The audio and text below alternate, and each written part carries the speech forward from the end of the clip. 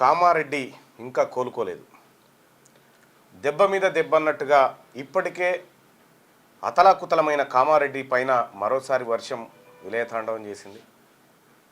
అదే లోతట్టు ప్రాంతాలు గజగజ వణికినటువంటి పరిస్థితి కనిపిస్తూ ఉంది. సహాయక చర్యల విషయంలో అటు రాష్ట్ర ప్రభుత్వం ఇటు విపక్ష పార్టీలు కూడా కొంతమేరకు చేసే ప్రయత్నం చేసినప్పటికీ చాలామంది ఇళ్లను వదిలిపెట్టి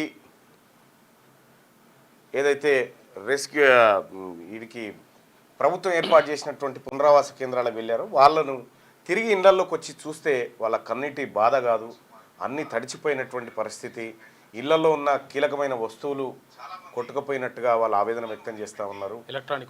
ఎలక్ట్రానిక్ వస్తువులు కూడా చాలా వరకు చెడిపోయినట్టుగా చెప్తా ఉన్నారు. తీవ్రమైనటువంటి నష్టం అయితే జరిగింది. సో అక్కడ కామారెడ్డి ప్రజల బాధ వర్ణాతీతంగా ఉంది.